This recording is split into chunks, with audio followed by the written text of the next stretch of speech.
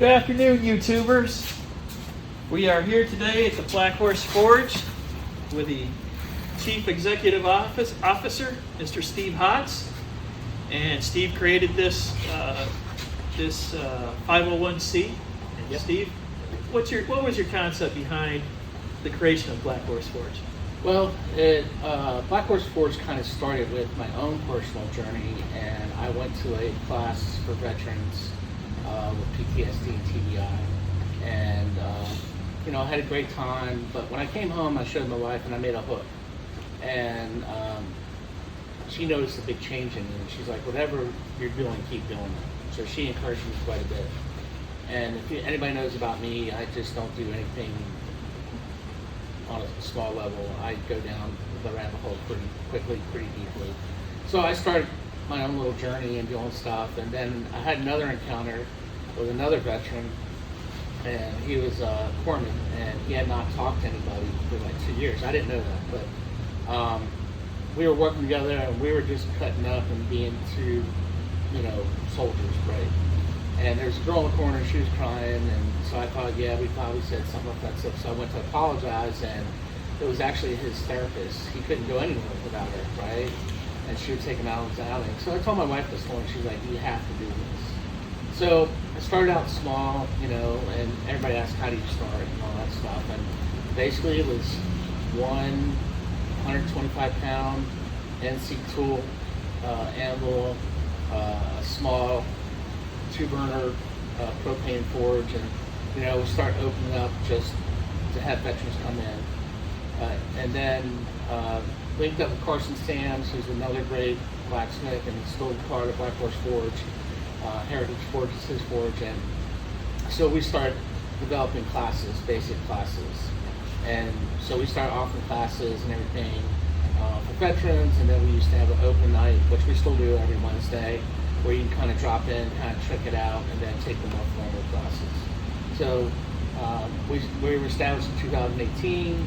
Here we are in 2024, and we're over 20,000 people have come to the forge, and we're all volunteers, 100% volunteer. Nobody really gets paid and anything like that. So if you come to the forge, if you know me, if I find that you go down there, I'll throw holy water on you, and you end up kind of being cadre and helping out. So it's like giving back.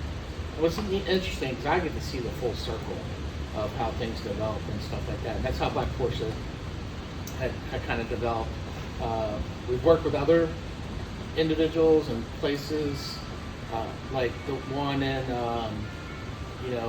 Australia, one in England, and stuff like that, and then various ones throughout the country. Jared down in North Carolina, there, Iron Forge, Josh out in Washington State with his act stuff, and we continue doing that. Michael Davidson, his forge in West Virginia, Davidson Forge, and stuff like that. So we try to give back as much as possible.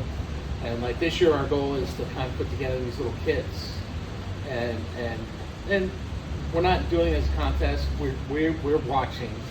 And when we see somebody that we think is needy, they can kind of step up and do like what we're doing, or just help an area, we're donating a small complete package forge, anvil, hammers, tongs to get started like I did. So that's kind of a nutshell for Black Horse Forge. We've come a long way from where we're at. We started in less than 10 by 10 square place, and now I think we're at right under 2,500 square feet.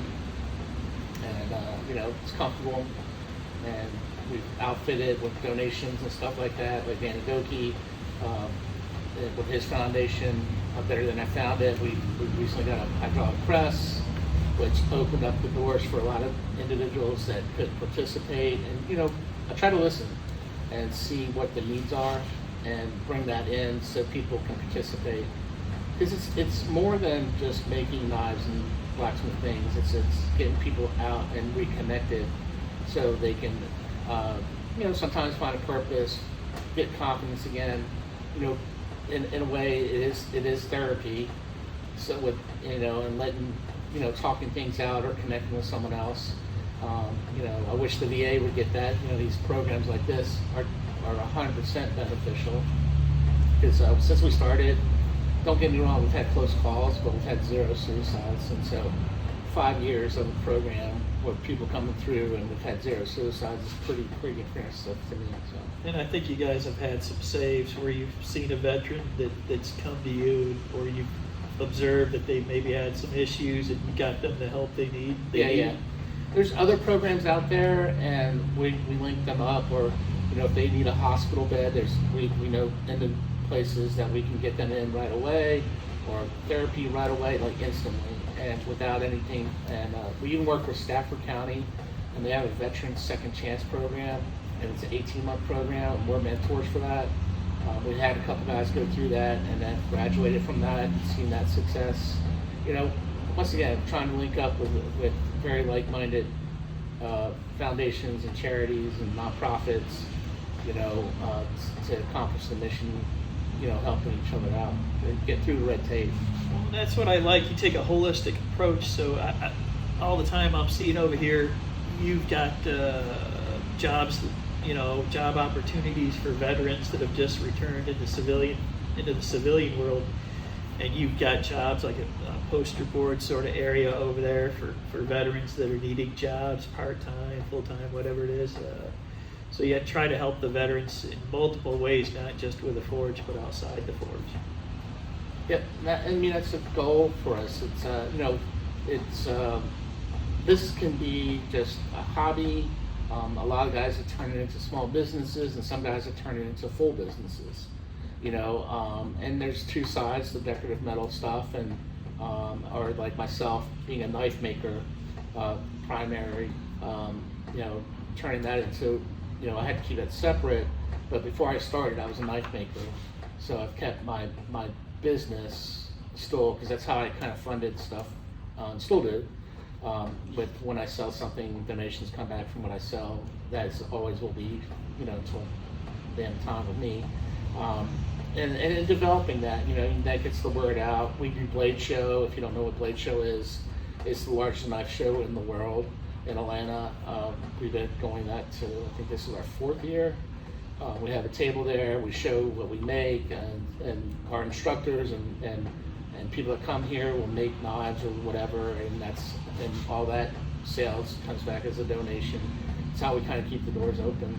Well, that's an important point, Steve. So if there's anyone here that's not watching today that's not just interested in coming here to make things, but also is in a position and wants to donate to a veteran organization, you've forged some really good relationships out there, like with Ben Abbott, who donated his earnings on one of the shows to Black Horse Forge. I was watching Kyle Royer's page the other day, had a Black Horse baseball cap on. So you forged some really good relationships, pun intended, with some really important people out there. How do you go about doing that? How have you been so successful in forging these relationships? Well, a lot of times, and this might seem simplistic, but us doing a good job and getting out there, the word of mouth gets out of what we're doing, and then the individuals that have approached us or seen us realize that what we're doing, the impact we're having, and they want to connect to us and help us. And that's our community, the knife community, the blacksmith community, and even the horseshoe community, which inadvertently through Ben Pittman, who's my mentor with the knives and stuff, and J.W. Randall, another master smith that I owe a lot to, and that horseshoe mentality of whip and ride and get it done is really kind of who I am and where I'm at from. And then those relationships just lead to other doors opening up for us. And I'm very humbled every time someone offers or a donation and stuff like that. But I also see that when they give back, how much it helps them also. And we're just building a community here, and that's like with Ben Abbott, he reached out and played for us and won, which was awesome. And now he's coming to teach a class, and one of the things, Dave Baker's. Dave Baker's been here. He gave a clinic, and looks like he's going to come back hopefully, and we'll do a sword class with him. and stuff like that. So, I'm trying to bring the best of the best to help the veterans. And, I wish I could get more sponsors and make everything 100% free, but when COVID hit, we lost all our grants basically, and it was rough. And, it was a hard thing for me to do, to start charging some for the classes. But what that does, it's like a donation. That's how because it's the only way we can keep the doors open and have open forge and other days that are free. Because you have overhead and you have expenses and stuff like that.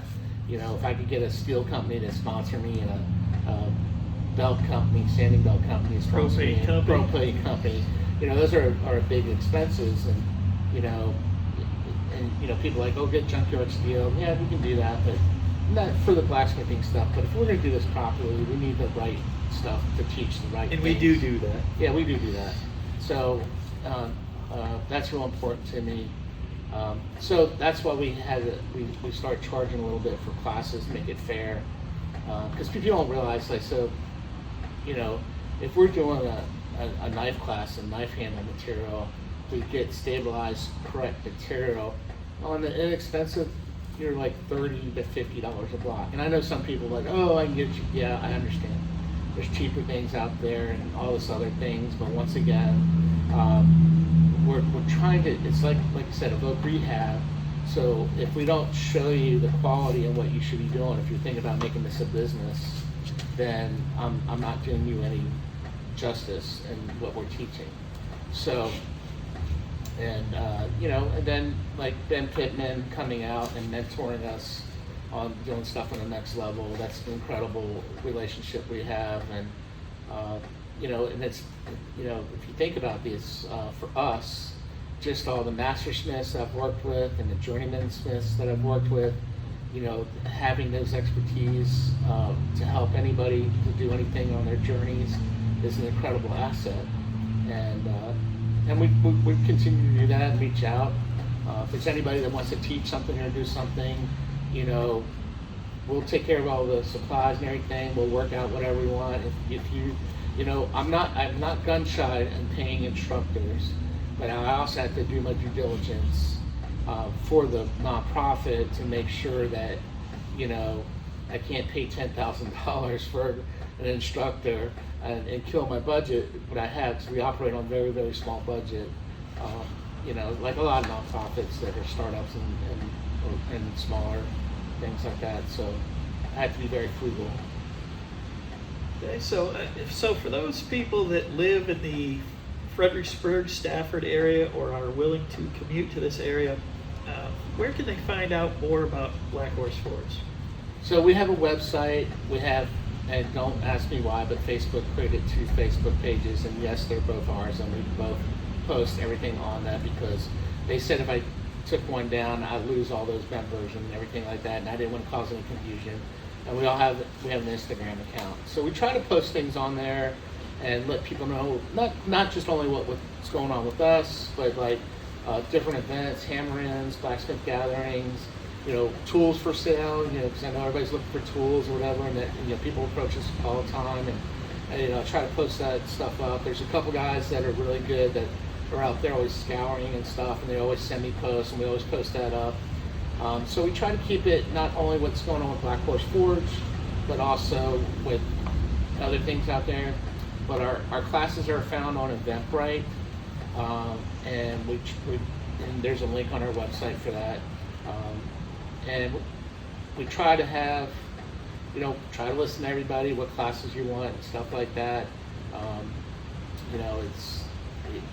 It's a balance because I want to have the classes that everybody can have success in, and so you can continue your journey. So it doesn't help if I do something overcomplicated and you get frustrated and it turns you off on it. So that's how we kind of look at classes.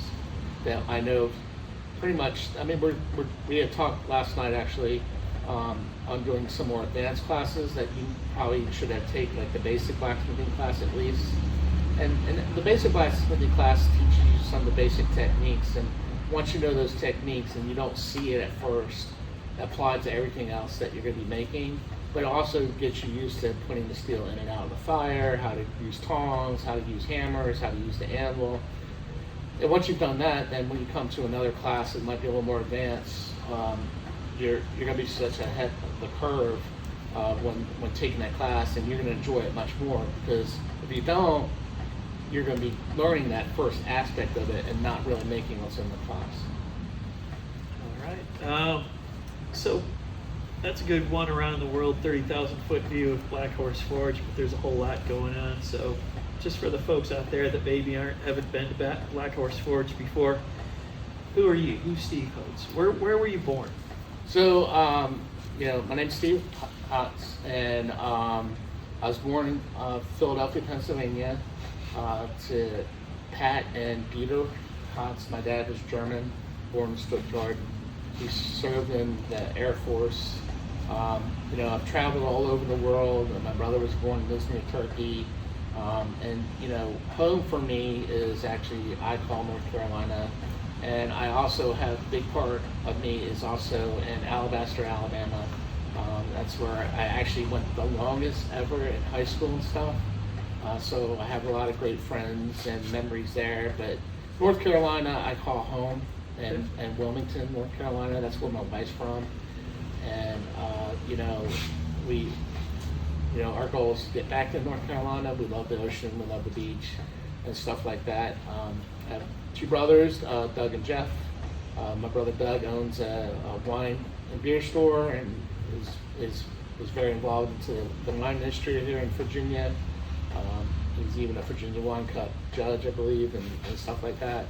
And then my brother Jeff, he has his own little YouTube channel and stuff like that. Bravo Basset, right? Bravo Basset. Go check it out if you like fishing. Bravo Basset. Yeah, he was sponsored pro kayak fisherman, and recently he's kind of switched gears a little bit, doing a little more outdoor stuff. And I think you've linked up with him. Yeah. Hopefully we'll see some collaboration stuff. Yeah, and, yeah. He's really big into air rifle stuff, and he's obviously being my brother, he's into knives just a little bit like me and stuff like that. So, that full gamut of things. I have two kids and two grandkids, Amanda and Zach.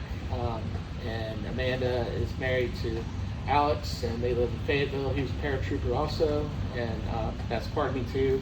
I was in the military. I was an 82nd Airborne paratrooper, first 325 and HHC, and then I did North Carolina counter drug work, which is kind of the gray area for some people, and we provided support for law enforcement on drug missions in North Carolina, and loved that, and very proud of what we did there. And actually myself and Kevin Dunaway and Howard Callender and John, we all started the Mid-Atlantic Narcotics Training Academy, which was at Fort Fisher, and very proud of what we did there, training law enforcement and kind of some non-conventional ways of doing stuff, which was awesome. And then we supported outside agencies coming in to do training and stuff like that, and that was the last part of my career and stuff like that. Unfortunately, I got hurt in my medical. I'm actually legally blind in my left eye and a few other things, and that's what took me out, and that's what started Black Horse Forge. My wife told me something bad, something good happens. It's kind of a Spanish proverb, and it's always to have a positive that, what life has dealt with you.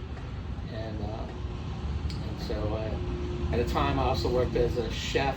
Who looked me up. I was one of the top 10 chefs in Wilmington, North Carolina. That was a long time ago. I started my cooking career, I guess you could call it, at Dooner's in Charlottesville, which is still going. I was 14. I did prep cooking stuff, and one time a sous chef didn't show up, and the chef pulled me up on the line. His name was Ted, and and he was funny. He told me, he said, "Look, if you learn how to cook, and you do this going through college, you always get one good meal." And I was like, okay, did that. And when I was in college in Philadelphia, I actually worked at Lebec Finn for a while, which I didn't know at the time how famous it was. I was just there to do a job. And that was great. Graduated, well, I left there, and then I took a job at, and then one day I had a fight with my boss, walked across the street, and walked in the recruiter's office, and I wanted to join the 82nd Airborne. So that was my career in the military, and led me to a lot of great, awesome jobs and places and people. I've been fortunate to see the world at a different perspective, so I think that helps with Black Horse Forge. I've dealt with so many different things, and those insights helped me quite a bit. Yeah, that's a great background. Sounds like you've done just about every job twice, and it really helps when you have somebody of your background. If I'm thinking about designing a chef's knife, first person I'm coming to is you. If I finish the chef's knife, and I want some constructive criticism, first person that I'm coming to is you. The blade shows, all of them are an important part of our outreach. What blade shows do you plan on attending this year? Well, I took a break from the Blade Show Texas just because I'm working on my journeyman knives. And if people don't know, the American Bladesmith Society, you become a member of that, and you work on your knives and develop your skills. And the first step, you become a journeyman. And that takes 3 years to do, or you can take one of their classes and cut a year off your time. But when you do that, you have to do a couple of things, and one of them is to make a performance knife, and there's parameters for that, but then it has to chop through a 1-inch hemp rope with one slice, chop through 2 2x4s, shave the hair on your arm, and then bend it 90 degrees without breaking. So that's your performance test. And then you have to create 5 perfect knives to be judged by 6 mastersmiths. And so that leads us to the next blade show that we attend, and that's Atlanta. So Atlanta this year, I'm presenting my knives there, and hopefully I'll pass for my journeyman, get my journeyman stamp, and then I have to do this all over again and wait another 2 years to become a mastersmith, and I'm looking forward to doing that. And so my personal journey for that. And so the reason that we selected blade shows, one, especially Atlanta, is just the outreach that we can have with the individuals that come to the show and tell our story. And that helps us with outreach and people saying, oh yeah, they've heard of Black Horse Forge, and people will donate things to us, or every year, what we've been doing the last couple of years, that we've made some knives and we raffle them off. And this year we're taking a chef knife that we developed that we did as a fundraiser. We're bringing a few of those that we held back to sell those at Blade Show. And then, like I said, a few of us that are doing our journeyman, and a few people that participate in the Forge are making blades, like yourself, made a chef knife. And there's a couple collaborations and guys working together and doing some fun projects. And that leads us to another thing. We're part of the Texas Artisan Group, and we're making things for them. But David that's running that also allowed us to have some of that material extra to make some stuff for us. We might have 1 or 2 of those available at the Blade Show, but most everything that we've made, and he doesn't know it yet, there's a saber coming, a folding knife, and a few other things that we've made with all the vets here, and those will all be raffled off on the Texas Battleship website. They've got their Facebook page. They're starting to develop the website where people can start bidding and buying stuff, and so we're part of that. And that's how some of the things that Blade Show happens, or we develop and develop relationships with. We did another project like that kind of with Black Rifle Coffee. We used the USS North Carolina steel that I got and the teak wood, and we built a knife with Lucas from Grizzly Forge, and they presented it to the owner of Cabela's and Johnny Morris? Yeah, Bass Pro Shop. Once again, it's just getting awareness to us. It was a fun project for us to work on and stuff like that. And that's, that's what Blade Show helps us do, is get the word out. Warriors Way is another program just like us. They're at the show. band of brothers. He's another veteran that's similar thing as us, and that group is starting to expand. Hopefully we can kind of organize as a whole, and I think we're stronger together than us doing it individually. Once again, it's finding time. It's hard for me to juggle so many hats and have the time to organize those things, but it's coming. Well, speaking of hats and juggling things, you're not only the CEO of Black Horse Forge, but you're also the CEO of your own brand of knives called Jackalope Knives. Tell everybody about Jackalope Knives, where they can find you. Okay, so Jackalope Knives I've always had my knife name. It usually was on a Hotz Designs or just Steve Hotz, and but one day my wife told me that her boss thought jackalopes were real, and I laughed, and a lot of people do. So it's they've got those stuffed things. Wyoming built it up so much that made it official animal, I think, or whatever, and so yeah, I get it. And so I was like, I wonder, so I Googled it and did a search and found out Jackalope Knives was available. So I was like, done, right? But my whole thing is that I'm very practical. And if you've been in the military and you're an end user, you understand that you don't need a Rambo knife to do most jobs. And that's where the Jackalope knives I developed. And I'm very much a fixed blade person. If you've ever been in the military, we very much trust fixed blades. There's a lot of reasons, because we pry and bend and everything like that. So it's just a stronger blade to me. But I wanted to make it to where you could pocket carry it. And so that's how I developed them. And they're it's funny, I actually have the first one in my pocket right now. I didn't think about that. And so what it is that their design, this design being the front, being a folding knife, is a trapper, what they call trapper style. And I wanted a small bird and trout knife because my wife and I love to trout fish and we love to wing shoot. And that's what this was developed for. And so it's funny, someone once asked me, like, what can you do with a small knife? And I have a video on my Instagram where I broke down a whole chicken, I think with that knife actually, to show you that if you know what you're doing, you can do big jobs. And so that's my motto, small knives for big jobs. And so I developed a whole line of it with my background in design. My dad was an industrial engineer.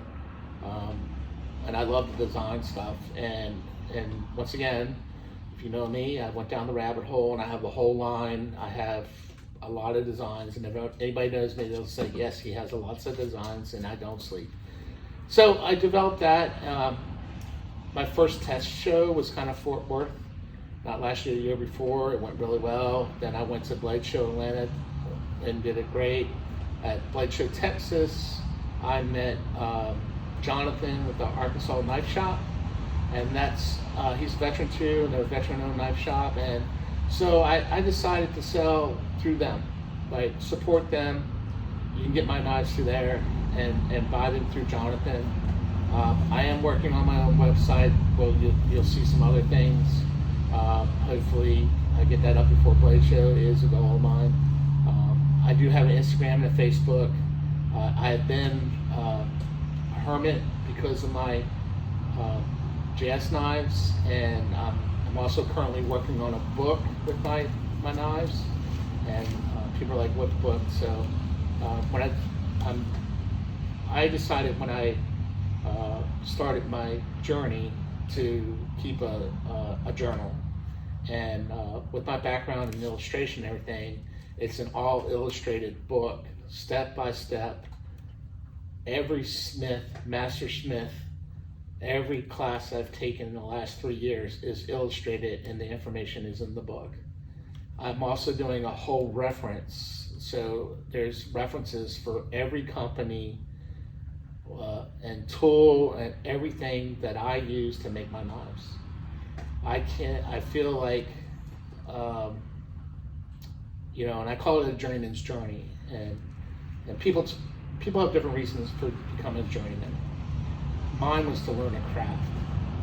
And the one thing I tell a lot about my journey is where I started, obviously, and where I am now as far as quality of my knives is, improved vastly.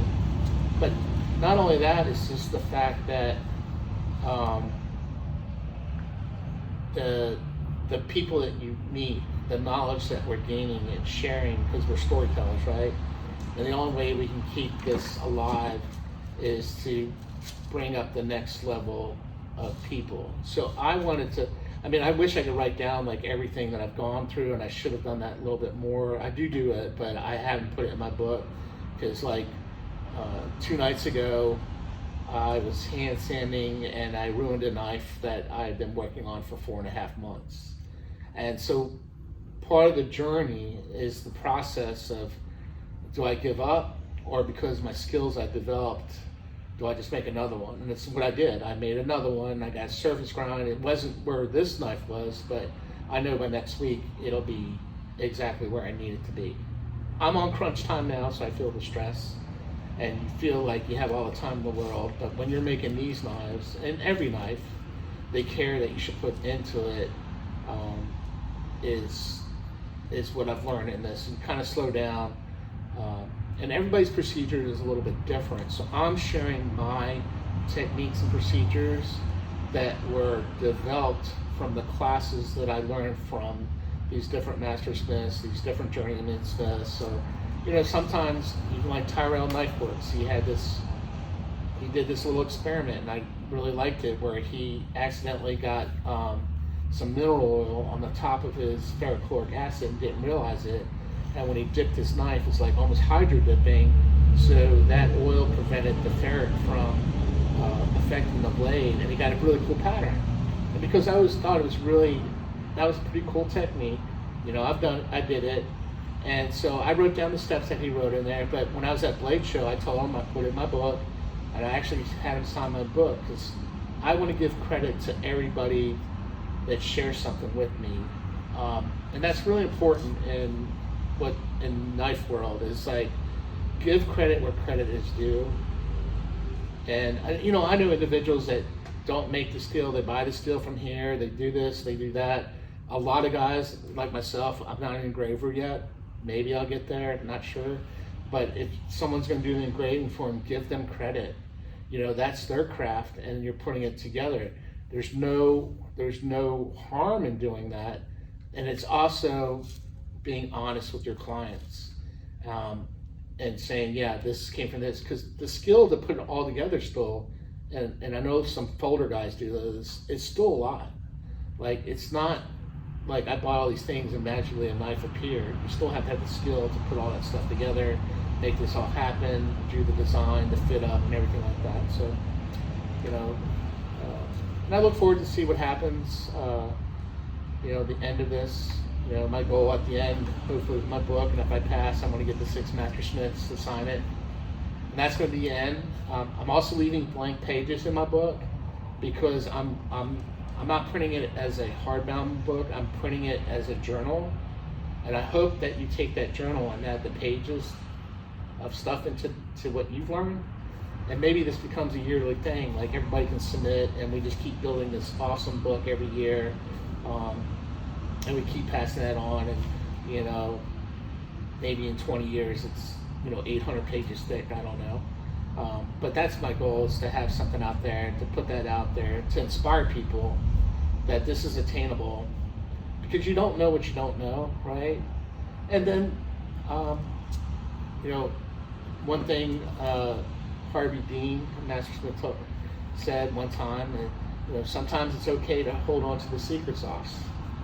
Right? So not everything's in the book. And then people are like, oh, why not? Well, one, out of respect, some of the masters had asked me not to put it in there, right? 2, they were open enough to share something and trust me not to put it out there in the world yet. And you're like, what is it? Well, sometimes techniques and setups and stuff like that is trial and error. So they've gave me a jump start on a technique that you'll figure out, but sometimes that needs to be earned.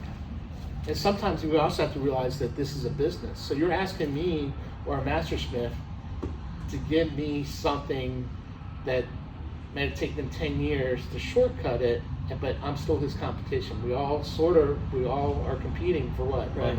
It's a business, right? So you're asking that person, that individual, to give something from that might take away from their business. So respect that when you feel like they're not giving your all, but also appreciate the knowledge they share with you now. And I know YouTube's out there, and there's a lot of guys putting stuff out there and everything. And you know, as you develop, you'll learn to take the good and the bad. You know, even sometimes something that's not correct, what I see not correct, and what I've been taught, there might be something in there. So always take it with a grain of salt. You know, keep learning. That's why knife making and blacksmithing is awesome, because it's a master craft, and you'll take a lifetime to learn, and you'll never learn it all. I mean, there's just so much stuff to do. Well, Steve, that kind of concludes my questions for you. Is there anything else you'd like to talk about? I know your wife is very talented leather worker. Does she have a business? Does she sell the sheaths that she makes? Or? Well, my wife was kind of forced into making my knife sheaths, but as an outlet too, she's taught some classes on knife sheaths and leather work here. And you know what's nice about something like this, if you're gonna do this, like Cliff and his wife, they do the similar thing. He makes a knife, she's got into leather work. Actually, she came up to my wife and hung out, and they're doing great, and they're doing that combination thing. But I'm very blessed to have, not only because she does the leather work, because she supports me. And that's really important for a lot of families and vets that are going through there. Like having that balance together, I think brings us closer, but also gives us our individual thing. Like I joke, I call her leather shop a sweatshop. So, but I'm not allowed in the sweatshop, you know, and that's her domain. And she's not really good. I mean, she just finished up making some shoes, you know. She likes bags. She makes all kinds of bags and stuff for me, and obviously she makes my sheaths because she knows how picky I am about that stuff. And you know, and you're also dealing with like a lot of high-end quality leather and stuff like that. You know, messing stuff up on the higher end stuff, it's painful and expensive. But she loves it. She does it more as a hobby. She has a day job and she loves that. And so that's her outlet. You know. So you'll see stuff on my table and on my website. If you want to follow her thing's called Swamp Fox Leather. Obviously from the Swamp Fox in South Carolina, she's a very big historic buff, and that's what we call it. But yeah, she makes products, but she's not, like you'll see things pop up. I'm gonna have a whole thing on there for leather on our website, and as she makes things, it'll go up there. So if somebody bought a knife, but it did not come with a sheath, could they get her to make a sheath? Yep, you can contact her or contact me, and she does that always for the vets. We're making one right now for Sean Stanko. It's it's a really big, large knife that he bought from Carson Sam's, and we're making more of a side draw because it's so big. It's almost a mini sword, and then we're also, it's nice about it, you can wear it in the front, almost like a sax design. So you know, those challenges and stuff like that. It's funny, she does comment she wish that she gets some kinds of normal knives, because some guys send her all kinds of crazy designs, but she figures it out, you know, and she'll make that, and you know, she takes care of them on cost. Not very expensive for the vets to get it done through her. You just have to be patient because of her schedule. But well, and I did want to highlight, so you talked to me today, I thought that every time, you know, that you went out at one of the blade shows, it was Black Horse Forge and Jackalope, but you corrected me on that. So the next blade show that people can go and see Jackalope knives at is the Shenandoah Knife Show, which is what, March 5th and 6th? April 5th and 6th. April 5th and 6th is a Shenandoah Knife Show. It's the Shenandoah Knife Collector Show. Once again, I like supporting them.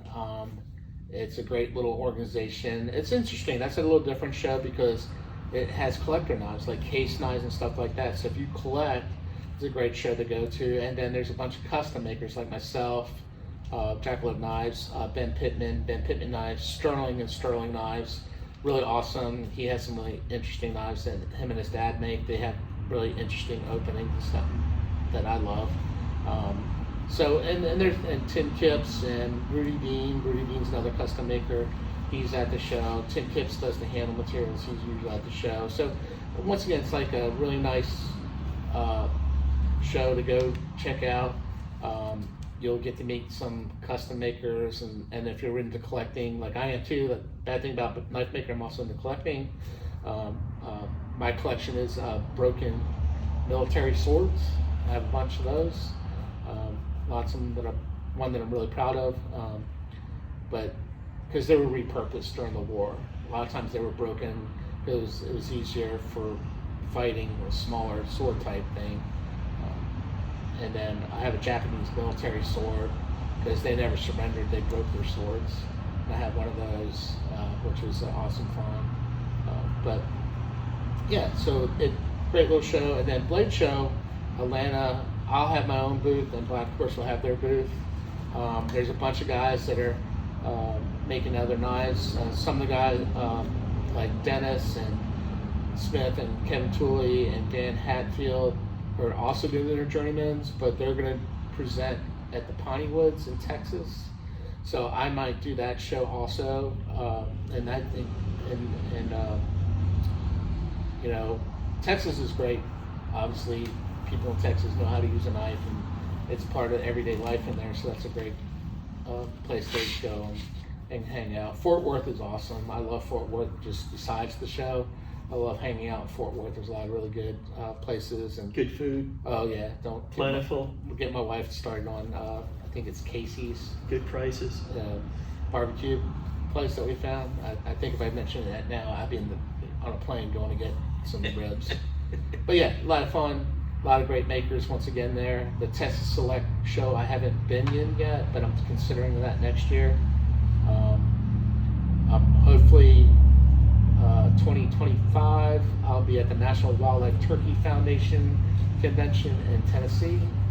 That show is usually in February. That's a really big show. That'll be my first show there, but I'm looking forward to that show. And not only will I have my jackalope, and Ben Pittman will be there also, but you can look forward to seeing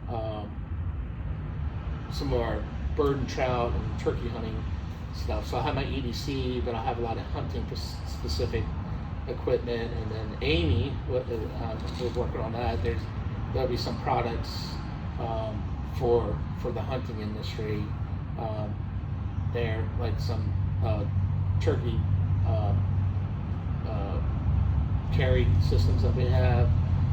I used to make turkey calls. I was doing it for a while, so I'm going to bring back that. I'll have some calls that I've made and designed. Definitely, if I enter the contest for some of the turkey call contest stuff, not calling but making. So some of those things I'll bring back. But I haven't done that in a long time. But that should be fun. What other shows? I'm considering the Safari International or Safari Club International show, either Dallas or Tennessee, and I've applied for the National Rifle Association National Convention show in Dallas. If I can get into that'll be a show. But I'll be posting all that.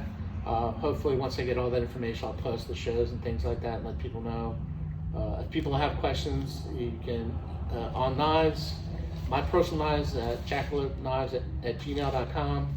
Follow me on Instagram. I'll start posting a lot more stuff here coming up shortly because of Blade Show coming up and showing my journeyman stuff. And then I have some 2024 models for my jackalope that I haven't released yet. I'm pretty excited about those. Those will be available at Blade Show exclusive. What else we got going on? That's pretty much it right now. I mean, it's a lot on the plate. That's enough.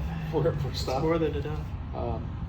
Black Horse Forge is also in the process of developing our first hammer in. And if you don't know what that is, it's an event where a lot of professionals come, and it's a lot of demonstrations. So it's a way to come kind of take a class with a master smith or a master blacksmith for a very affordable price. So it'll be a weekend, 2 days. The classes will run the same both days. So if you miss something on one, you can go to another class. J.W. Randall is another one that we always go to, and Travis Works out in Arizona just had one. That's another great one to go to. SOFA is another blacksmithing thing that I highly recommend, and I'm definitely going. I don't know if how much of participation I'll be or not. So for Black Horse Forge's hammering, what are you conceiving that what day, year-wise, might that take place? I think that when's Columbus holiday? I don't know. Yeah, around the Columbus Day holiday. Around the Columbus Day holiday. Because that's a 3-day weekend, I think, for everybody. Okay. And so not only we'll have demonstrators, we'll have tailgating, which is where people, blacksmithing or whoever wants to participate, and we won't be charging for those, so those people can set up for free. So if you haven't made the journey to Black Horse Forge and you just want to get your feet wet, Yep. that would be a great time and place to come down. Yeah, and come hang out. Hang out with everyone. See a bunch of really great classes from a lot of great makers. Yeah. The blacksmithing out of Richmond, I'll have them contact them. Hopefully they'll come and set up so you can buy directly hammers and tongs from them. They're great. They've supported us, obviously. And we'll just make it a fun event for everybody. Once again, the knowledge that you'll get in that weekend, it's amazing. You can't, to have that many specialties in one location that you can ask direct questions and see techniques will take your learning curve, it's amazing what you'll be able to do. So, hopefully, some of the people I haven't confirmed or are done yet, but I'd love to get like J.W. Randall, Ben Pittman, Lynn Ray, Paul Beasler with the hammers and things like that. We'll have a good list, and then one of the things we're talking about maybe is have some classes on modern knife making, and people are like, what is that? So we're talking about instead of engraving the fiber laser, because we have one, we have a small wood CNC machine, the vacuum form Kydex stuff, so a little more modern techniques. And then obviously we have equipment, so we'll talk about equipment, and maybe we'll have a forge building, what it takes to make certain forges, have those maybe available, definitely parts that you would need available, or at least you'll walk away with all the information you need to do it yourself. We'll have the handouts, and you can kind of go do it yourself. But if there's something there's a skill that you don't feel comfortable with, maybe we'll have those parts available, and you can buy them at there, or you can order it and we'll ship it to you. Like the ribbon burners, I know a lot of people want ribbon burners, but they don't have the molds or the time and all that, so we might have a bunch of ribbon burners pre-made. So things like that, hopefully, and then like anything, we'll grow it. But we'll put out a list and get the information out, and have that available fairly soon. We'll announce the date, and then we'll start announcing the instructors as we confirm. I'm sure we'll confirm everybody after Blade Show, because right now everybody's focused on Blade Show Atlanta. We all go silent, and so you'll see it after June. We also have Wilburn Forge. They're going to come to a class. That was something that Jay had been coordinated with, and that's something exciting. Once again, we should be publishing classes that are coming up and dates after we confirm everything here in this week or so, and then everybody can sign up and go forward. If there's something that you want to class or something that you want to hear from Black Horse Forge, let us know. We do groups. It all depends on groups. We get a lot of requests for younger things. We're working on maybe doing a parent-child class type thing. We do host and do team building classes, and you can call it that. And that all depends on, once again, how many people, how long, what you want to make. But just send us an email at info@blackhorseforge.com. We'll try to be as responsive as possible, and try to make those things happen. Well, thank you, Steve. That's been Thanks. Good luck on the Journeyman Smith test, and thank you for doing this interview today. Yeah.